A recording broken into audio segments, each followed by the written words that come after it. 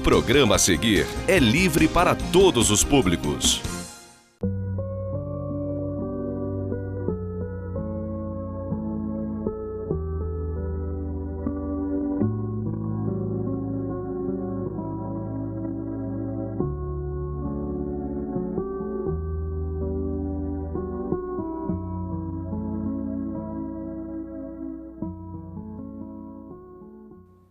Meus queridos irmãos, estamos iniciando mais um programa Atualidade Espírita aqui na TV Zoom.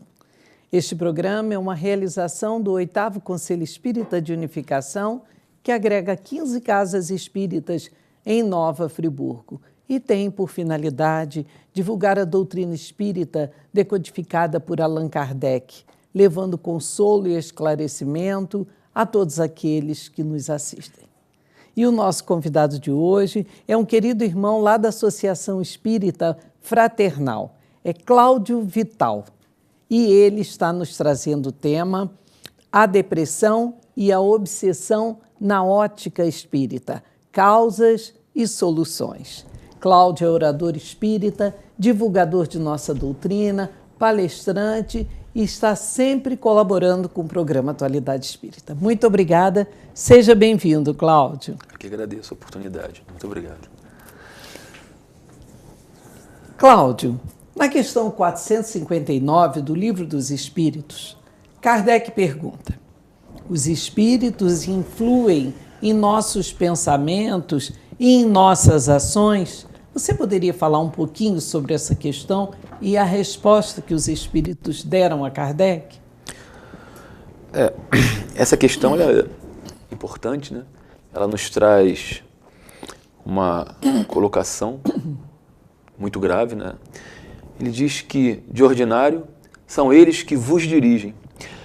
E as pessoas que não têm tanto conhecimento, e até mesmo dentro da própria doutrina espírita, dentro daqueles que estão iniciando ou que estão vivenciando a doutrina, eles às vezes se questionam: poxa, mas então eu não tenho mais o meu livre-arbítrio? Então eu sou uma marionete na mão desses irmãos?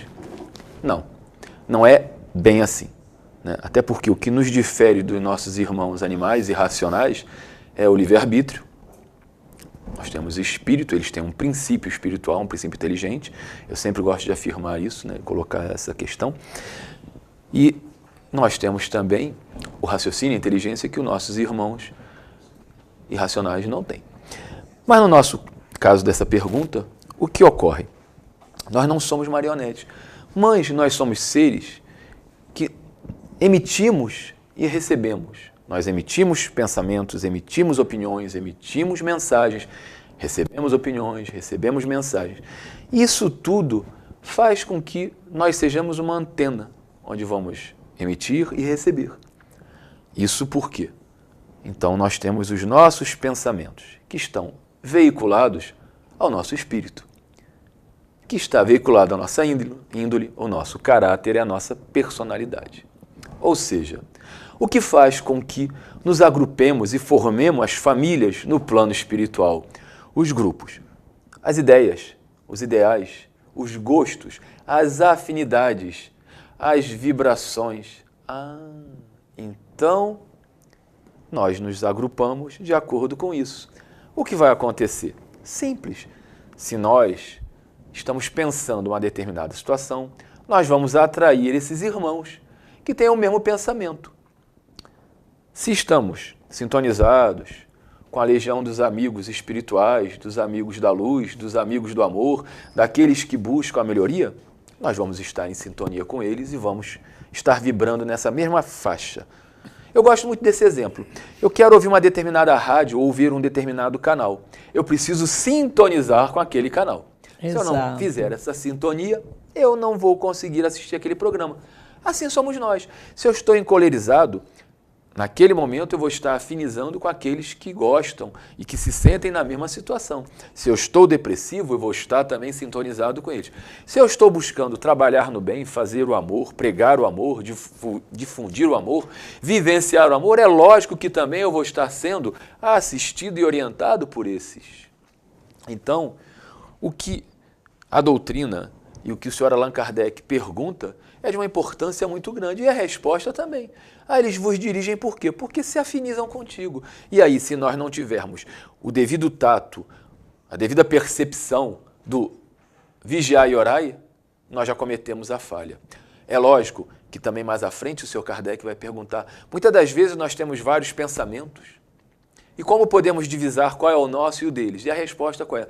Não, você não tem como divisar qual é o nosso e os deles, pois assim é o interesse da situação, para que, se tomardes, se pegar a boa opção, mérito seu, como também, se pegar a opção menos feliz, o mérito ou o desmérito também será seu, a responsabilidade será sua.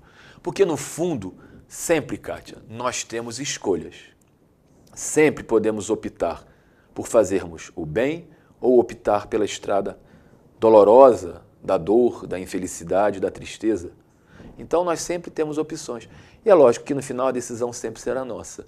Mas eles influenciam? Sim, nesse sentido. Porque nós somos seres que nos agrupamos de acordo com os nossos gostos, com nossas ideias, com os nossos ideais. Exato. Fale-nos um pouquinho, Cláudio, sobre os tipos de obsessão a que nós estamos sujeitos, porque essas influências nos chegam dessa maneira, né? Sim.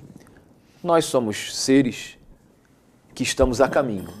Se estamos reencarnados no planeta Terra, é porque, tirando aqueles que estão em missão, que já estão evoluídos, e eles se destacam, é muito fácil de perceber, Chico, Divaldo, Madre Teresa, Gandhi, olha só, é fácil de pensar porque são tão poucos que estão nesse caráter missionário, mas nem por isso deixaram também de terminar, de resgatar as suas situações, porque na lei de Deus não há privilégios, não, como ele está assim, ele não vai precisar pagar isso aqui. Não, não é assim. Ele pode ter as suas situações abrandadas, como tem, é lógico, por todos os créditos que estão ganhando, mas nem por isso deixam de vivenciar dores, mazelas, situações que são também inerentes à evolução daquele espírito para cada vez mais confirmarem, ratificarem a sua opção de se tornarem espíritos puros, porque estão buscando isso. E todos esses que você citou realmente passaram ou passam ainda por muitas provações, né? Sim, não há como.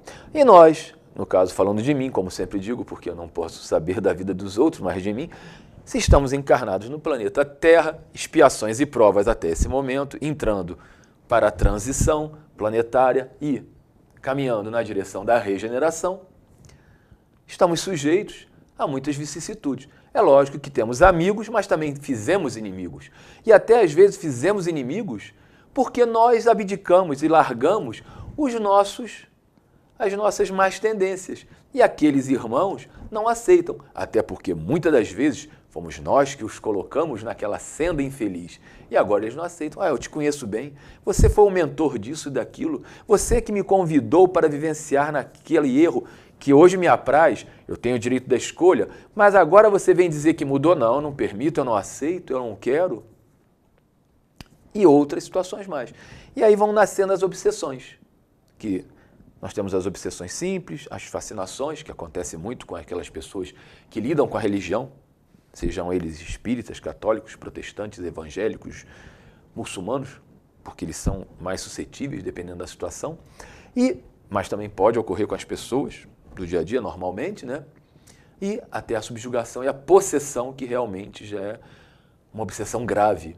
Mas nós temos obsessões a mais comum, que todo mundo fala por aí, ele está com encosto, chega a ser engraçado, né? Chega a ser.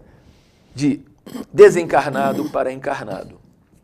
Nós temos também a obsessão de desencarnado para desencarnado. São aqueles espíritos mais perversos, inteligentes, porque há um grande erro em pensar que os espíritos que atuam, que estão se achando em trevas, que estão vivenciando as trevas naquele momento, são todos ignorantes, são burros, são incompetentes. Não são, não. Muito pelo contrário, às vezes são mentes muito ardilosas, muito inteligentes, só que, infelizmente, utilizam a sua inteligência para o mal. Eles estão, nesse momento, trabalhando para o mal. Mas são filhos de Deus como todos nós. Um dia eles vão refletir. Um dia, cansado de vivenciar tudo isso, o homem se despe do orgulho e cai de joelhos perante ao Pai. E começa a sua retomada, começa ali a sua caminhada. Ele vai ter ali a sua estrada de Damasco, o seu encontro com ele e com o Mestre Jesus, que sempre aguarda por todos nós de braços abertos, respeitando o momento de cada um. Incrível isso, né? Só um mestre de muito amor. Nós que somos pais, mães, avós, avós, não aceitamos às vezes a opinião de um filho, queremos que ele siga aquilo que a gente acha que é o melhor, que pode às vezes ser até o melhor, mas a gente não respeita, não quer respeitar. E aí, voltando ao tema, nós também vamos ter a obsessão de encarnado para desencarnado. Isso acontece muito e às vezes as pessoas não conseguem entender. Ah, o João desencarnou, Mariazinha morreu, eu não consigo viver sem ela, eu não aceito isso, oh meu Deus, por que fez isso? Eu gosto sempre de ilustrar porque são coisas que acontecem e a pessoa às vezes não está, e quase sempre não está fazendo por mal. Ela está fazendo por saudade, ela está fazendo por desconhecimento, ela está fazendo por ignorância, por ignorar aquela situação. E o que ela faz? Aquele irmão não consegue caminhar, não consegue se desprender, não consegue evoluir, porque fica atado, fica preso. E aí sofrem os dois. E aí acontece toda uma série de outros problemas, porque aquele irmão vem, acaba vivenciando junto daquelas pessoas e aquele que está encarnado no corpo físico vai sofrer a ação de uma maneira bem pior. Então, podendo até perder a saúde física e várias situações. Existe também a obsessão de encarnado para encarnado, que acontece muito em determinados momentos, que muitas das vezes a gente escuta o irmãozinho assim falar, nossa, fulano sair com outro, que ele perde a sua linha, como diz hoje em dia, ele perde a sua diretriz, ele perde a noção das coisas. É um tipo de obsessão, é uma influenciação. E também temos que ter cuidado, como nos alerta a literatura espírita, principalmente através de Manuel Filomeno de Miranda e o nosso próprio codificador Allan Kardec, dizendo da auto-obsessão. É quando a pessoa não se perdoa de jeito nenhum. Ah, eu cometi um crime. Ah, eu cometi um erro muito grave. Um erro de proporções morais ou materiais. Meu irmão, primeiro passo, se perdoe. Busque a mudança.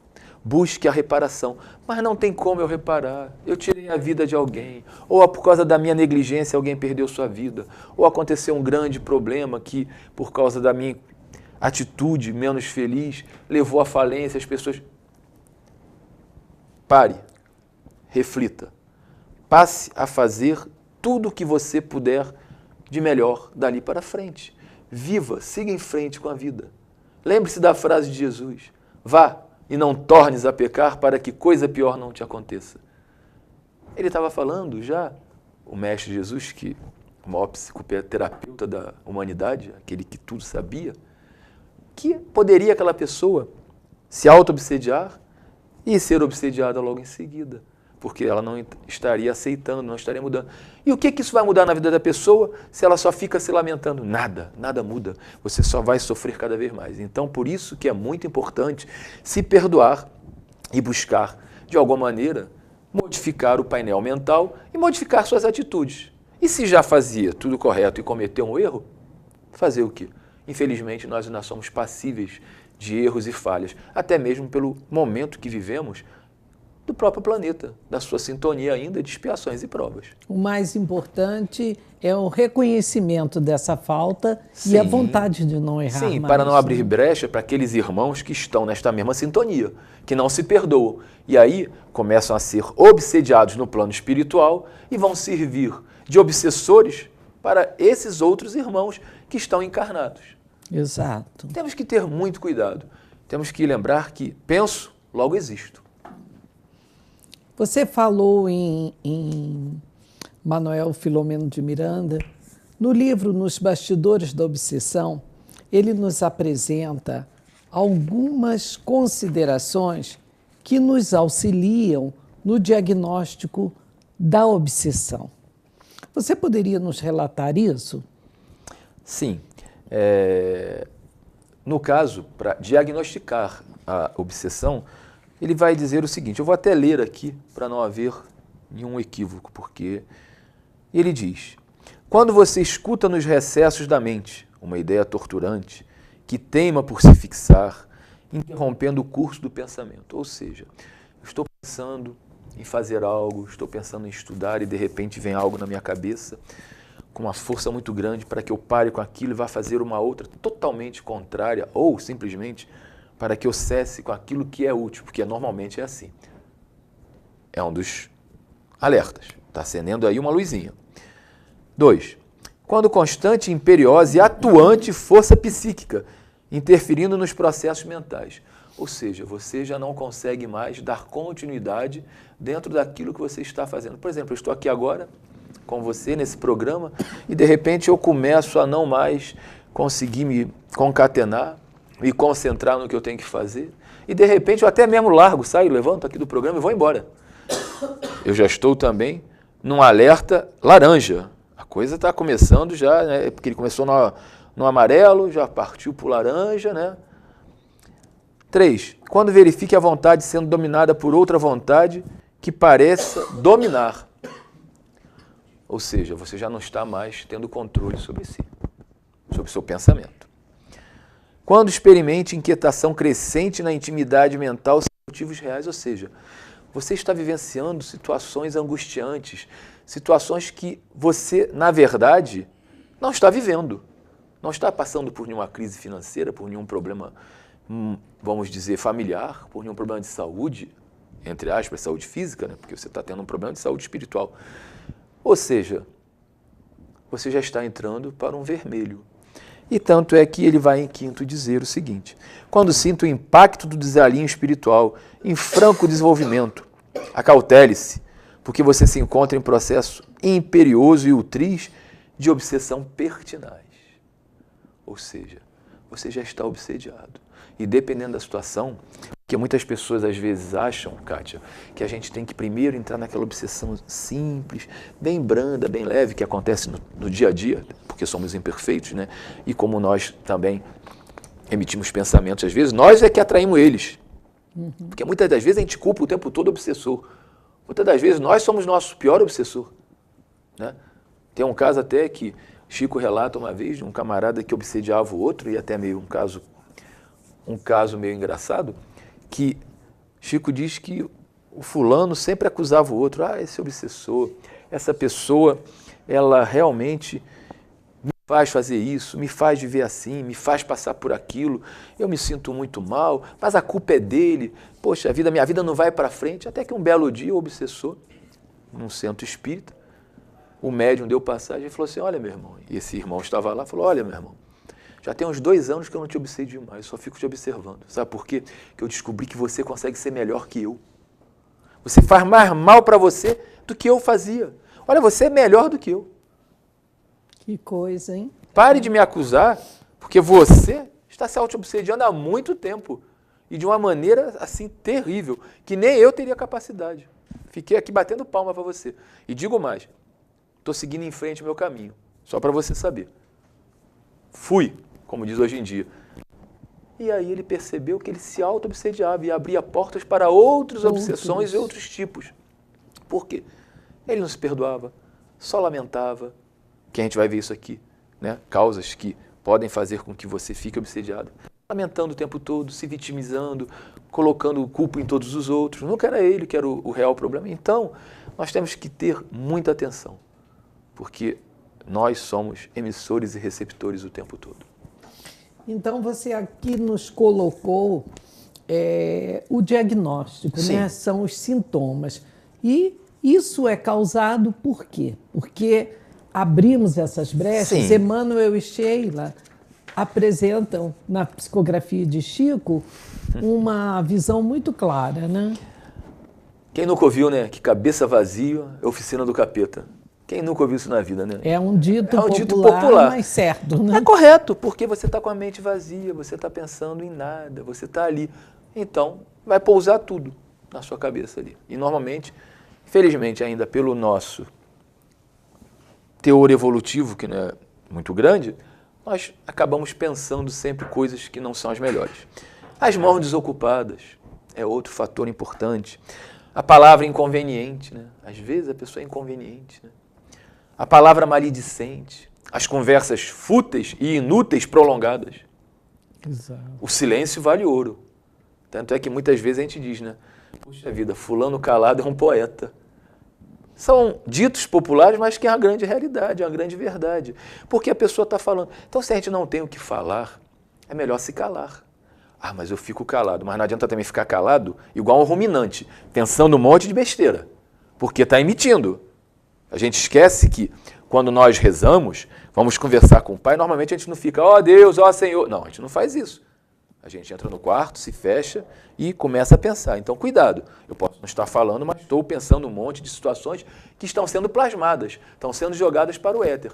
E quando a gente for desencarnar, isso tudo vai passar na nossa frente como um filme. Será um filme agradável ou será um filme de horrores? Depende de cada um.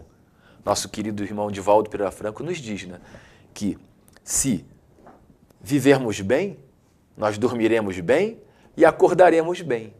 Se vivemos mal, iremos dormir mal e acordaremos mal. Ele faz uma alusão aqui, a vida que temos. O dormir é a passagem, é a morte. E o acordar é o despertar no mundo real. Como é que vai ser? Depende de nós. Continuando aqui, ele vai dizendo que a atitude hipócrita, o gesto impaciente, a inclinação pessimista, a conduta agressiva, a agressividade, o comodismo exagerado, a solidariedade ausente, aquela pessoa que é indiferente a tudo e a todos, tomar os outros por ingratos e maus. Eu nunca faço nada. É aquela história do obsediado que eu falei aqui há pouco. Considerar nosso trabalho excessivo, o impulso de exigir dos outros mais do que de nós mesmos. Né? Faço o que eu falo, mas não faço o que eu faço. O desejo de apreço e reconhecimento. Cuidado com a vaidade. Né? Ela é um dos 7 pecados capitais. E fugir para o álcool ou para as drogas. Não vai resolver nada. Muito pelo contrário. Você vai perder a sua saúde física, você vai perder a sua saúde psíquica, vai comprometer o seu perispírito, vai arrumar muito mais problemas do que soluções. E ainda, com certeza, vai se vincular aos irmãos que, infelizmente, se utilizaram das drogas e desencarnaram e estão nessa mesma sintonia e que vão buscar, através da vampirização, aquelas emanações fluídicas que o álcool, o cigarro, a droga, a sexolatria, a alimentação compulsiva, tudo isso traz. Eles vão se alimentar desses vapores, infelizmente, que chama-se vampirização. Mas isso é assunto para um outro programa, para uma outra história, até porque é bem longa. Mas que está aí dentro do que você está nos colocando. Isso faz parte desse panorama de obsessão e auto-obsessão. Então, são as portas que abrimos e as visitas que permitimos entrar. Você colocou muito bem. Não é? Nós abrimos a porta. São as nossas escolhas, são os nossos pensamentos, são as nossas veiculações psíquicas e morais. E aí acontece o acoplamento, infelizmente, dali para frente. Como vai se desenrolar as situações? Só mesmo diante de vários trabalhos, de busca, de mudanças. Ajuda, né? Sim, e nós vamos falar nisso. Vamos mais a seguir. Que é importante também colocar que há solução. Claro, o nosso tema fala de causas e soluções. Isso. Não é verdade? Nós estamos, Cláudio, encerrando o primeiro bloco, meus queridos irmãos, do programa Atualidade Espírita de hoje. Vamos a um breve intervalo comercial e retornaremos logo a seguir com o nosso irmão Cláudio Vital, da Associação Espírita Fraternal. Até.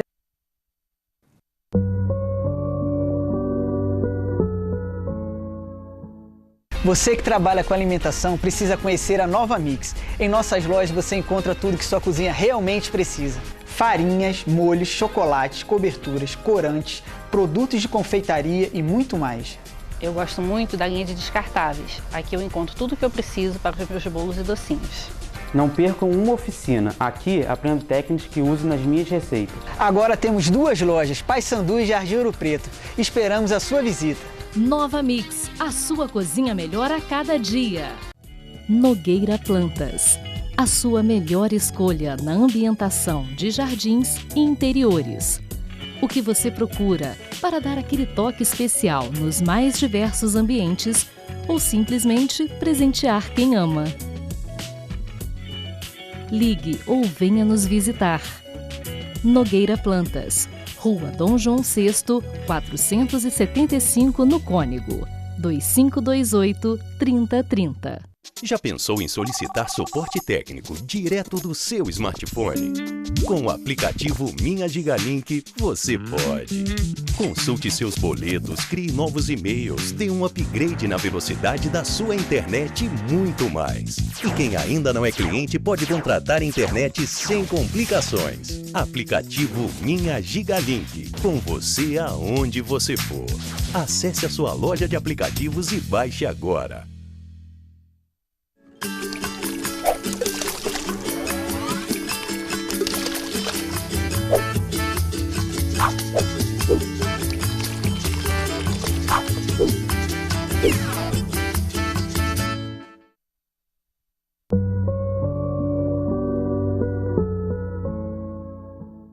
Pais e mães, compreendam a complexidade e a grandeza do trabalho que lhes assistem, pois os filhos são as obras preciosas que o Senhor lhes confia às mãos, solicitando-lhes cooperação amorosa e eficiente na senda evolutiva.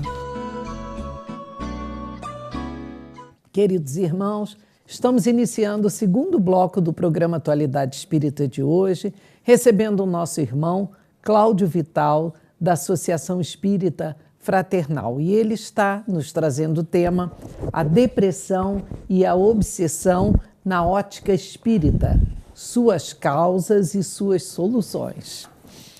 Cláudio, dando continuidade a esse tema tão importante para todos nós, não é, que desperta assim tantas dúvidas, qual a terapêutica recomendada para a cura da obsessão? Você nos falou das causas, você nos falou do auxílio, né, que devemos buscar para diagnosticar tudo isso, né, nas obras de Manuel Filomeno de Miranda encontramos. E agora, qual a terapêutica recomendada para a cura da obsessão?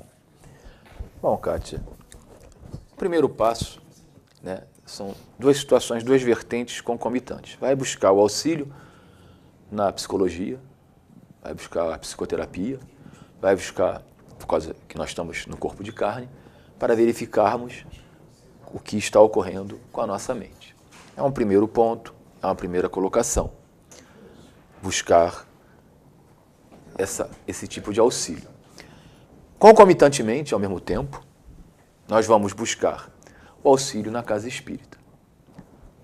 A reunião doutrinária, ela é muito importante, porque ali nós vamos iniciar um tratamento. Não tão somente nosso, porque nós temos que sempre falar isso, para tirar esse pensamento de que aquele espírito maligno tem que ser expulso, tem que ficar queimando. Pelo amor de Deus. Ele é um irmão nosso e que normalmente aquele que nos está hoje no papel de obsessor foi a nossa vítima de outrora. Não somos esses santos, não somos esses anjos que nós às vezes gostamos de nos pintar e que as outras pessoas às vezes querem pintar para conosco. Não é bem assim. Então, aquele irmãozinho que hoje está fazendo o papel de obsessor, normalmente foi a vítima em outros tempos. E nós que hoje figuramos como vítimas, fomos aqueles algozes do passado. Então, o auxílio é para todos, porque o amor de Deus é para todos, né? E como disse Jesus, o amor cobre uma multidão de pecados. Indo ali na casa espírita, vai se começar todo um trabalho.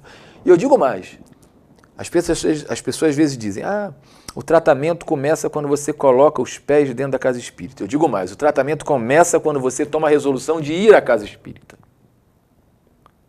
Porque você já está sendo intuído. Já está sendo ajudado, né? E aí você vai. É lógico, eles não podem lhe agarrar, até porque nem Jesus, eu não vi até hoje, e se alguém vê algum relato, pode me passar, eu gostaria de saber, que Jesus curou alguém contra a sua vontade. As pessoas buscavam Jesus. Você crê em mim? Eu creio. Eu quero, também quero. E curava, então a sua fé te curou. Então, esse é o primeiro momento. Na casa espírita começará o tratamento.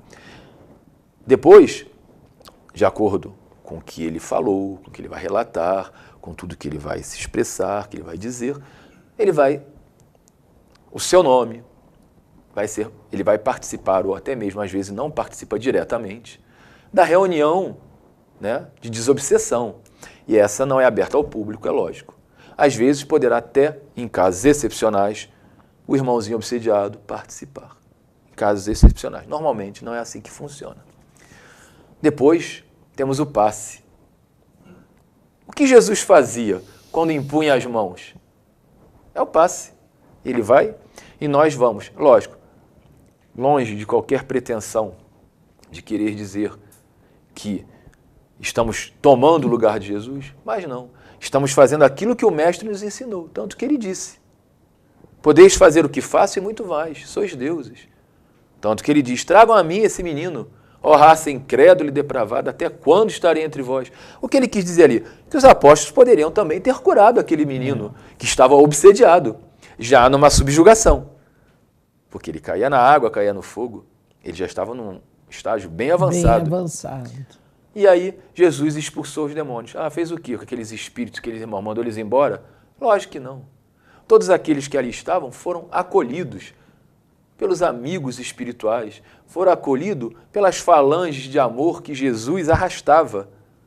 Imagina, se existem falangeiros que são iluminados e tem um grupo que trabalham sob sua égide, como nosso querido Dr. Bezerra de Menezes, Eurípides Barçanufo, Inácio Bittencourt e tantos outros. Imagina o séquito de amor e de luz que não acompanhava Jesus. Dos seus anjos da misericórdia, os anjos da paz, do amor, todos eles. Então, essas pessoas vão ser curadas também, vão ser tratadas. O passe é muito importante. A água fluidificada, o culto cristão no lar. Para quê? Para começar a implantar aquela anteninha espiritual que vai fazer com que o lar comece a vivenciar um novo momento. E o mais importante, não adianta fazer tudo isso, me desculpa a franqueza, Kátia, e não se modificar, e não fazer sua reforma íntima, e não buscar a melhoria, e não buscar o bem, o amor, o perdão, o auto-perdão. A espiritualidade vai fazer sua parte, como sempre. Mas a outra parte tem que ser feita por nós. Fazendo tudo isso, fazendo também dentro da parte física, como eu disse, com certeza obterá a cura. Obter a cura não quer dizer que terá resultados imediatos. Então, precisamos ter atenção com isso, porque somos muito imediatistas. Ainda mais agora, nessa onda de internet, de, como eu posso dizer, de informações, tudo ao toque de um dedo, tudo é um instantâneo. Queremos as respostas imediatamente. Não é assim. Imediatamente. Porque é um processo longo e que demora, porque entram várias situações, vários papéis. Por isso que Jesus, Kátia, dizia, e está lá em Mateus, no capítulo 5, versículo 25 e 26, reconciliai o mais depressa com teu adversário enquanto estás com ele a caminho. Por quê? Para que você não seja apresentado ao juiz e o juiz não te apresente ao ministro da Justiça e esse não te coloque em prisão. Porque não sairás de lá, em verdade eu vos digo, até pagardes o último centil. Ele não estabelece o tempo, ele não diz quanto tempo será isso. Então, enquanto estamos encarnados, perdoemos. Tentemos acertar a situação.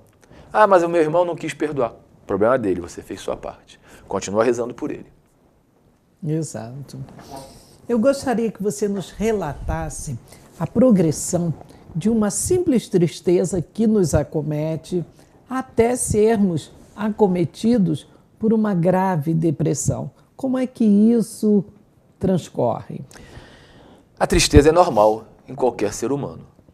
Antigamente, vamos voltar lá atrás, na época de Hipócrates, médico grego, o que acontecia? Já existia a tristeza e já existia a melancolia, que é uma tristeza profunda. Lá por volta do final do século XVII, início do século XVIII, foi a primeira vez que foi usada essa palavra depressão, que seria uma melancolia muito intensa. Hélio Galeno, ou Cláudio Galeno, era um médico no século II, nascido na Grécia e radicado em Roma, vai fazer estudos muito importantes sobre essa área. Mas não vamos falar nisso porque isso é história extenso, e é muito extenso. Mas vamos ver que, remontando um pouco mais para frente, Sigmund Freud, o pai da psicanálise, né, em 1902, no seu livro Melancolia, ele vai nos fazer um alerta. Ele vai dizer que ficar 1 semana, 2, 3, até 4 semanas sentindo essa melancolia, que seria essa depressão, que é a tristeza profunda, é normal, faz parte da vida. Quando se perde uma pessoa amada, quando se termina um relacionamento, quando se perde um emprego, ou quando se perde a saúde, ou quando se tem alguma situação que nos deixa triste, isso faz parte da vida. Ao contrário, que seria também algo patológico. A indiferença total, eu não sinto nada, como se fosse um robô, um zumbi. Também não é normal. Né? Não é normal. Se acontece algo, a pessoa vai ficar triste. A pessoa vai ter até realmente um sentimento mais profundo, que é a melancolia. Agora, se começa a passar deste tempo, dessas 4 semanas, ela pode começar a estar se tornando uma situação patológica, em que requer cuidados, em que requer uma atenção. Isso tem que ser muito bem visto, porque pode abrir até para quadros obsessivos. Exato. Nós podemos dizer que a depressão, ela tem a ver com o nosso histórico de vidas anteriores, de vidas passadas, Cláudio? Sim, porque o semeador saiu a semear. A semeadura é livre, mas a colheita é obrigatória. E nem sempre nós semeamos as melhores sementes. Nem sempre nós tomamos as melhores atitudes. Nem sempre nós buscamos fazer o que era mais correto. E aí vem o erro, vem a culpa. E como nós cometemos diversos erros, até porque fazia e faz parte do processo didático e evolutivo em qual estamos inseridos, uns erraram mais, outros menos, nós vamos estar encharcando o nosso perispírito com essas atitudes menos felizes. E elas vão refletir na nossa vida atual. Vão desaguar no nosso corpo de carne, mais precisamente na nossa mente, que está intimamente ligada ao espírito. É aquela frase de antes. Penso, logo existo. Quem pensa? É o espírito. Ué, mas e o cérebro? O cérebro é como se fosse um HD, como se fosse um processador. Ele está no corpo físico para dar vazão aos pensamentos. Como as cordas vocais fazem com que possamos articular as palavras e o som permite que estas sejam propagadas e cheguem aos ouvidos das pessoas. Ou seja, tudo está encadeado. A depressão vai acontecer por causa dessa situação, porque ela está realmente ligada às questões das vidas anteriores. Mais à frente nós vamos até ver que determinadas situações da síndrome do pânico estão vinculadas por causa das situações de culpa. Porque nós cometemos os erros, depois nos arrependemos, e aí, o que fazer então? O Espiritismo nos dá a chave. O que ele diz? Primeiro, arrependimento. Segundo, expiação. Terceiro, reparação, para que possamos modificar essa situação. E como é um Deus de amor, de infinita bondade, ele nos permite isso através de quê? Das reencarnações. E aí nós vamos poder reparar aqueles erros quando tivermos condições psíquicas e morais, porque ele não dá fardo mais pesado do que possamos suportar. Às vezes a gente até do outro lado, não, eu quero isso, eu quero pagar logo isso, eu quero... Se você já pagar a linha A... Já está muito bom. Muito bom. Cláudio, seria correto nós afirmarmos também que a depressão pode ter origem na nossa vida atual, na nossa vida presente? Sim, com certeza. Nós vivemos hoje uma situação muito conturbada, um dia a dia muito agitado. O que acontece? Por fatores endógenos, ou seja, aqueles que têm origem no interior para o exterior, que vêm de dentro do organismo para fora, ou até mesmo ele é influenciado por fatores externos, nós podemos vivenciar pela hereditariedade. Há um estudo americano e de outras universidades que dizem que quem tem uma pessoa, um pai ou uma mãe, que teve essa propensão para depressão, tem 30% de chance de ser depressivo, em tese. Senão as pessoas podem ouvir e ficar assustadas, desesperadas, em tese. E aqueles que têm pai e mãe, ou seja, os dois, aumenta para 70%, em tese também. Existem as questões também das doenças infecto-contagiosas, que são muito graves. E as suas sequelas podem originar o toque, pode originar também um tipo de depressão, porque nós estamos no corpo de carne. O cérebro também pode adoecer. O cérebro não tem nada a ver com o pensamento, não tem nada a ver com o pensar. Ele é uma máquina que pode também apresentar um problema, como o HD, como o processador, e aí cessa a programação que ali está. Então, na parte física, nós também poderemos ter esses problemas. É também atual, o dia a dia, esse estresse, essa loucura toda que, infelizmente, estamos vivenciando. E por falar nessa loucura toda que estamos vivenciando, né? Essa vida moderna, ela cria no homem uma série de expectativas, são grandes expectativas. A ansiedade enorme, né? Que somos acometidos. Fala um pouquinho sobre isso. Antes de mais nada, a ansiedade é um fator normal, como a tristeza para o ser humano.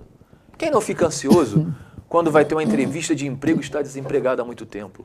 Ou quando vai fazer uma prova que pode mudar o rumo de sua vida? Ou quando vai ter um encontro amoroso, ou um encontro com amigos, um familiar que não havia antes? Perfeitamente normal. Ele passa a ser patológico quando começa a termos atitudes desequilibrantes, seja no campo psíquico, no campo emocional, no campo do corpo físico mesmo. Começa a sudorese abundante, a taquicardia, as palpitações, começa a haver aquela sensação de angústia, aquele estresse. Isso acontece por quê? Pelo dia a dia, pelas questões do dia a dia, por questões da não aceitação de muitas situações, você está sempre ali pensando em algo, você está insatisfeito, isso acontece muito, ou está querendo fazer muitas coisas ao mesmo tempo e aí ele não consegue dar conta daquilo e se estressa, e aí ele vai abrir uma brecha para os irmãos obsessores. E que não precisa ser nosso inimigo direto, não, porque tem inimigos de tudo. Muitos querem realmente apenas fazer com que você sofra. E aí vai começar um processo obsessivo que pode ter, como sempre, a abertura da porta, feito com a nossa mãozinha, com a nossa vontade, ainda que indiretamente e involuntariamente. Inconscientemente, né? É a palavra mais certa. Cláudio, estamos finalizando, nós vamos querer saber de você um pouquinho sobre a síndrome do pânico, nesses minutos finais. A síndrome do pânico ela vai ter origem nos anos 70. Um psicólogo chamado Da Costa, fazendo um estudo sobre depressão, ele vai perceber essa situação. Ele vai dar esse nome em homenagem a um deus grego chamado Pan, né, que ficava nas terras da Arcádia. Todos aqueles que adentravam o seu território, quando ficavam frente a frente com ele, entravam em pânico. Por isso esse nome. Só que para nós, para a doutrina espírita, isso está diretamente ligado a problemas de natureza espiritual. Por quê? É o tal do sentimento de culpa que eu falei. A pessoa tem culpa porque cometeu vários erros e não consegue se libertar desta culpa. Então ela está refugiada no corpo de carne, que o ajuda bastante, como se fosse um abafador, mas ao mesmo tempo também lhe traz o problema de ficar mais vulnerável. E o que acontece? Ele não se liberta da culpa, entra nesse círculo vicioso. Então ele entra naquela sensação que é uma descarga hormonal muito forte. E ele pensa que vai morrer mesmo. Ele se sente desesperado. Então, o que fazer neste momento? Primeiro, pensar em Deus. Orar. Vincular-se a Jesus, a Deus. Respirar profundamente. E depois, procurar auxílio na psicoterapia que existe no plano físico, bem como também procurar auxílio na casa espírita e buscar cada vez mais uma mudança de sua maneira de pensar e de ver a vida e uma aceitação. Com isso, com certeza, ele conseguirá gradativamente se libertar disso e seguir em frente. Cláudio, nós agradecemos muito sua presença aqui no programa, trazendo esses esclarecimentos à luz da doutrina espírita, tão importante para todos nós, num tema fundamental para nos protegermos nesse momento em que a agitação é constante e tudo isso. Muito obrigada. Eu que agradeço a oportunidade. E que sempre saibamos que se entrarmos em oração, em prece, se formos sinceros, nós receberemos o auxílio de nosso Pai Celestial, porque Nós estamos aqui para evoluir e para sermos felizes. E a fatalidade única que existe é que um dia seremos espíritos da mesma envergadura do Cristo e voltaremos ao Pai. Muito obrigada, Cláudio. Meus queridos irmãos, estamos encerrando o programa Atualidade Espírita com essas palavras de fé, de esperança que o nosso irmão Cláudio acaba de nos deixar. Tenham todos uma semana muito feliz, de muita paz, com Deus nosso Pai nos amparando sempre e Jesus, esse mestre amigo, caminhando ao nosso lado. Até o próximo programa.